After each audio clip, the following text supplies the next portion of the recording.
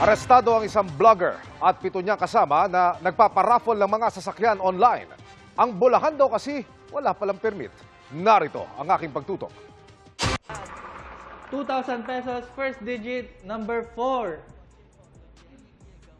Nagpaparaffle ng mga sasakyan online ang grupo ng mga vlogger na ito sa Balanga, Bataan.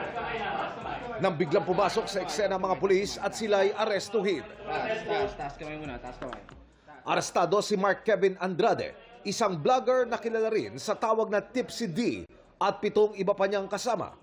Ayon sa pulisya, wala umanong permit mula sa PAGCOR kaya bawal ang paraffle online ng grupo. Bakit ba pinagbabawal ng batas pag wala tayong license? Basically because wala kang hahabulin. Wala silang permit, wala rin kayong assurance. And para malaman nyo, you go to their website.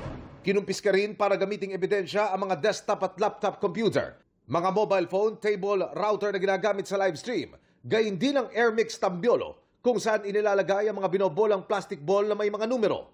Silang pakanan ng kasong paglabag sa Republic Act 1602 o illegal gambling ang mga suspect. Nakipag-ugnayan kami sa ACG para makuha ng panig ang mga suspect pero ibinibiyaki pa sila papuntang Campo Crame.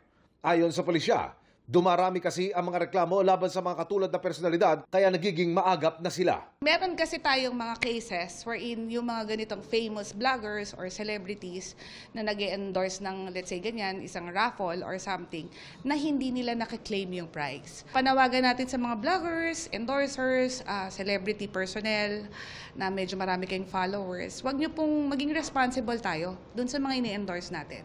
Iniimbestigahan din ng ACG kung solo lang ba ang grupo sa operasyong ito o meron bang nagpapagalaw sa kanila. Para sa GMA Integrated News, Emil Sumangil, nakatutok 24 oras. Mga kapuso, samahan nyo kaming tumutok 24 oras. Bisitahin at mag-subscribe sa GMA Integrated News sa YouTube.